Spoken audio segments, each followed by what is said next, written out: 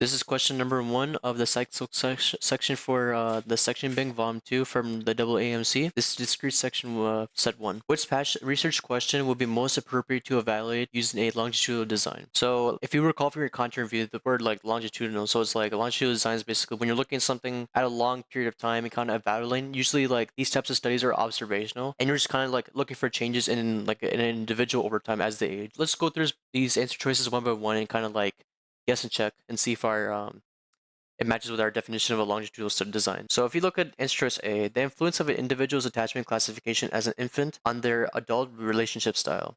So yes, we could consider this as a longitudinal study, and like what I see right away is that they say infant and then they say later adult. So basically what they're saying is that they're trying to study the attachment for like a person as an infant, and then they want to see the relationship style later on as an adult. So this is something that requires like an extended period of time to observe and see how their relationship with others is. And so A will be a good answer so far because this is like a good definition for longitudinal design. So let's look at answer choice B now. The relative contribution of genetic and environmental factors in determining individual differences in intelligence. Now, this is something that, might be a good same way of saying like, yeah, this could be a longitudinal design. And like most of you probably chose this answer, but then you gotta realize something. They're like trying to find the contribution of two factors. And so that includes the genetic and the environmental factors. And so this is something you kind of like see like in an experiment because you have two variable factors you're trying to differentiate if it's a cause or not. And this is a longitudinal study. In a longitudinal study, it's gonna be pretty difficult to determine if like the genetic or environmental causes are like factors are the causes for intelligence. And so this is really like it'll be pretty difficult just to do under observation. And this would probably require like something like a twin studies or a strictly controlled experiment to determine if it's genetic or environmental. So B cannot be a good answer so far, so A is still better. Now let's look at C. The relative prevalence rates of major depressive disorder among individuals from different racial ethnic backgrounds. So this is something you can just like collect. It doesn't have to be over a long period of time. This is something you can do in a single day and click surveys. This is something you don't have to follow like over like individual's lifetime, like from when they're born or to an adulthood. So this is something you can gather in one day. And so C is not a good answer. Now if you look at answer choice D, the relationship between the number of people in a crowd and the likelihood of an individual within the crowd to respond during an emergency. So this is a textbook definition of the bystander effect. And so if you're familiar with the bystander effect, it's when like people, when there's an accident happening and there's more people around that accident, they're less likely to intervene because they believe that other people will intervene for them. And so that makes D incorrect because it's the definition of bystander effect. And so this just leaves answer choice A as the correct answer. And that's question number one of the discrete set. Question number two. A child is more fluent and accurate when reading aloud in front of a small group of peers than when they read out loud to themselves. Which construct best describes this outcome? By having looked at my answer choices, I can tell right away that this is the textbook definition of social facilitation. So if you recall that, like, what is that? Like, we tend to perform better on simple tasks, in front of a crowd rather than by ourselves.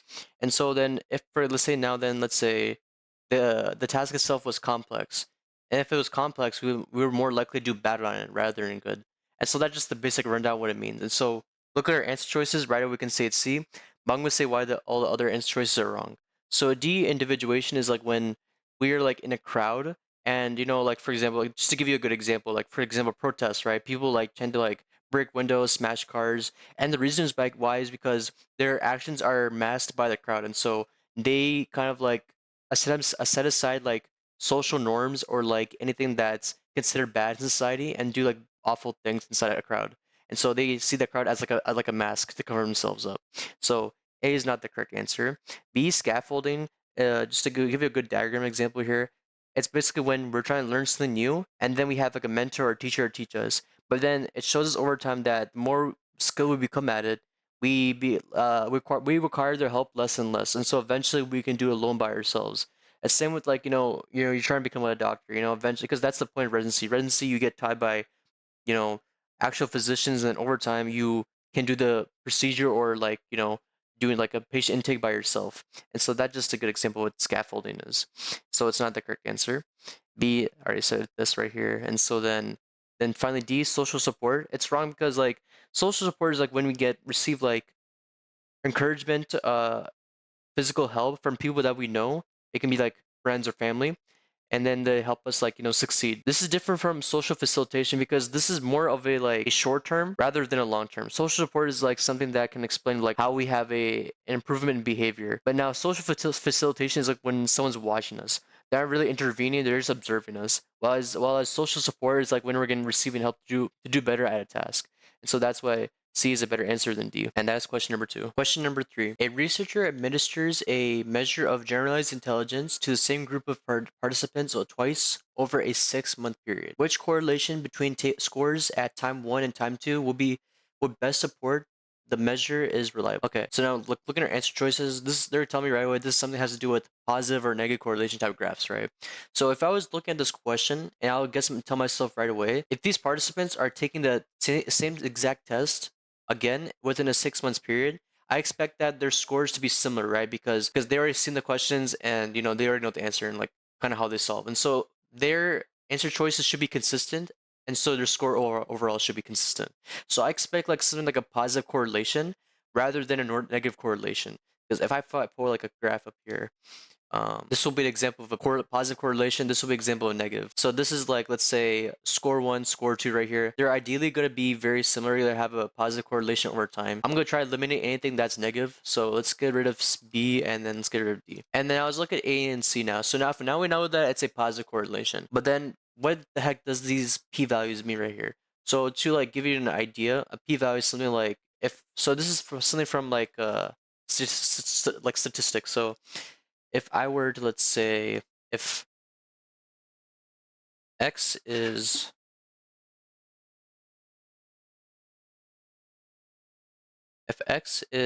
somewhere like less than or equal to 0.05, then the value is considered significant, or data is considered significant at that point. So this is something you should remember for the MCAT because it's pretty high yield knowledge to know.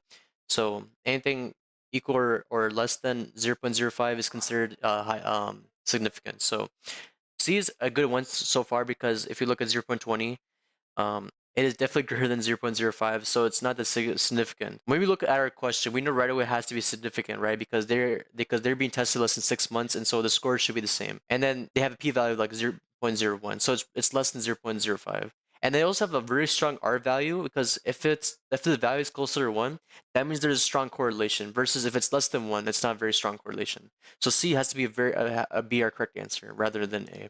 And so that's question number 3. Question number 4. Which example best represents egocentrism according to Page's theory of cognitive development? Now recall that like egocentrism, it's like this is something that kind of prolongs for between the ages 2 and 7.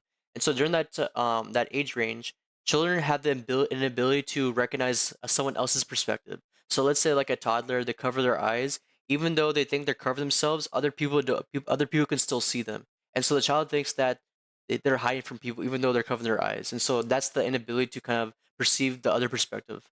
And so let's just go through these answer choices one by one. Answer choice A child refuses to share their snack with a younger sibling. This is not really like lines of the definition at all with egocentrism. They're simply like not sharing with the snack. It doesn't really talk about how they don't understand their other person's perspective, and so A doesn't make sense. B, a child experiences embarrassment when they trip and fall down at a crowded playground. So this is like they're just experiencing embarrassment. So this is their own feeling. This is not to be like mixed up with egocentrism. This is the inability to perceive others like feelings, and so this is the child experiencing embarrassment for themselves and not for other people. And so this is talking about themselves and not the other people what they think. And so B cannot be the correct answer. C, a child claims that they are the fastest student in school, even after losing a race against a classmate.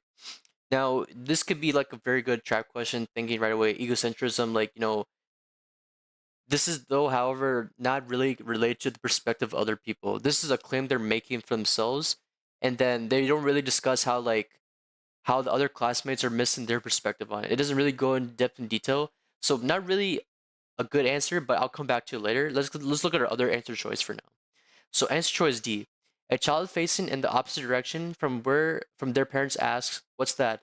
while pointing at an object out in the parent's view.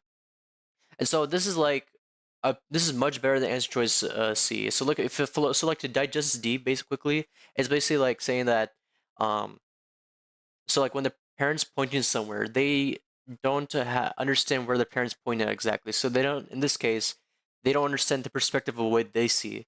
And so this is, you could say this is a good definition of like egocentrism. they don't understand what the parent is pointing at, basically.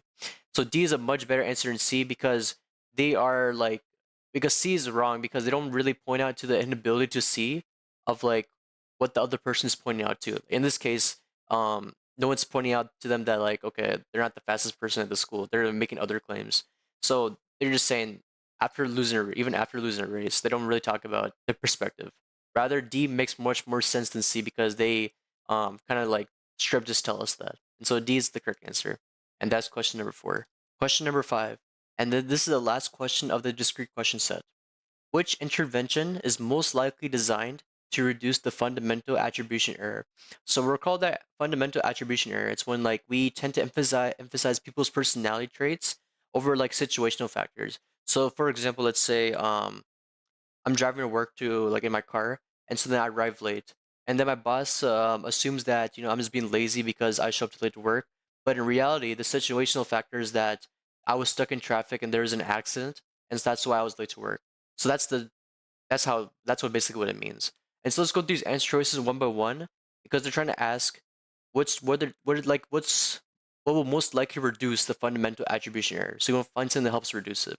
So let's go to these answer choices. Answer choice A, providing individuals who report a fear of flying with statistics regarding the infrequency of airplane crashes. This is not really like addressing the fundamental attribution error, rather it just giving people like stats on like the infrequency of like airplane crashes. It's not really addressing like any situational factors or anything regarding about like any personality traits at all. And A doesn't make any sense to me, so I'm not gonna select A for now. I'm just gonna eliminate it. Answer choice B, providing therapists who are specialized in a particular treatment type with training on alternative approaches to treatment. So really, they're not really addressing like situational factors, even though they learned a type of approach for the treatment. They're not really like addressing like, um, okay, the situational factors are more likely than like personal traits. So really, this is not really addressing anything and just saying that okay, they specialize in this treatment, but they're really addressing it. If you know what I'm talking about. So B is not a good answer. C, providing staff managers with training regarding how stressors on employees' personal lives can impact workplace performance. And this is definitely this is a good answer. And if you think about it, if the staff managers were trained to think that how their employee like their workers, how stress affects their personal life at work, they can better attribute that okay, it must be something going on in their life that's causing them to perform badly at work, rather than assuming right away that they're lazy or like they're not hardworking. So this can like less likely make the managers attribute them to fundamental attribution error. So C is a good answer. Let me click that. So then now let's look at answer is D.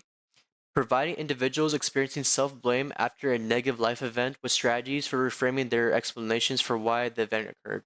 So this is something focusing on the individual themselves. This is not like showing a person like, okay, this person is like, they have this negative life because they did this. This is like kind of reframing the individual's own mind, not someone else assuming that they're doing something. This is involving one person and not someone else accusing them. So D is not a good answer. This just leaves C as our best answer. And that's question number 5.